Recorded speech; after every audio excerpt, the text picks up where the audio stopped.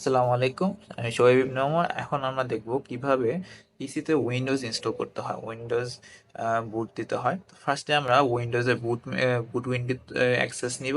আমরা আমাদের যার যার মাদারবোর্ড অথবা ল্যাপটপে ম্যানুফ্যাকচারার অনুযায়ী দেখে নিব যে কীভাবে আমরা বুট উইন্ডোতে যেতে পারবো। বুট উইন্ডোতে গিয়ে আমরা যে বুট ডিভাইসটি কানেক্টেড করেছি, বুট ইউএসবিটি কানেক্ট করেছি, সেই বুট ইউএসবিটি চুজ করব। বুট ইউএসবিটি চুজ করার পরে এখান থেকে আমাদের কাছে দেখতে পাচ্ছি আমাদের অলরেডি দুইটা বুট ম্যানেজার আছে। থার্ডটি হচ্ছে আমাদের, 3 নাম্বারটি হচ্ছে যে সলিড ইউএসবি, সেটি হচ্ছে আমাদের বুট ইউএসবি। বুট ইউএসবি থেকে আমরা আমাদের বুট ইউএসবি থেকে আমরা আমাদের যে উইন্ডোজ 11 যেহেতু চুজ করবো, উইন্ডোজ 11 যেহেতু ইনস্টল করবো, তাই আমরা উইন্ডোজ 11 চুজ করলাম। চুজ করে এখানে বুট ইন নর্মাল মোড যেটা দেওয়া আছে আমরা সেটা চুজ করব।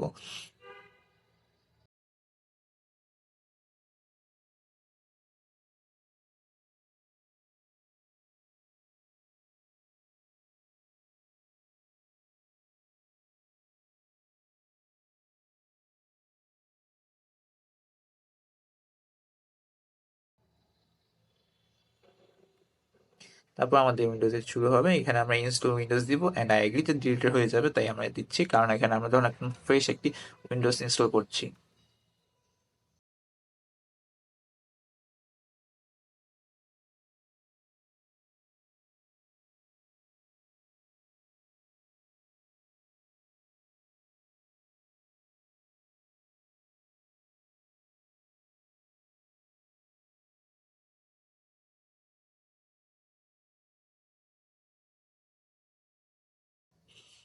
এখানে আমরা দেখতে পাচ্ছি এখানে অনেকগুলো পার্টিশন আছে। এখানে অনেকগুলো, এগুলো হচ্ছে আমাদের স্টোরেজ ডিভাইস, যে বিভিন্ন রকম এইচডি কার্ড আছে, অনেক রকম পার্টিশন করা হচ্ছে। তাই এখানে দেখা যাচ্ছে অনেকগুলো ফ্র্যাগমেন্টেশন দেখা যাচ্ছে। প্রিভিয়াসলি এই পিসিতে ডুয়েল বুট ছিল, দুটি অপারেটিং সিস্টেম ছিল। তাই এখানে হার্ড ডিস্ক যেটি ছিল অথবা এসএসডি যেটি ছিল, এটা অনেকগুলো অংশে ভাগ করা হয়েছে। তাই আমরা এখানে এটিকে ক্লিন করব যেন সবগুলো হয়ে একটি মাত্র এসএসডিতে পরিণত হয়।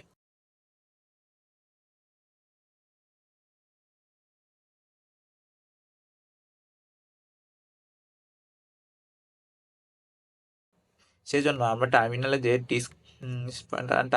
যে আমরা ডিস্ক পার্ট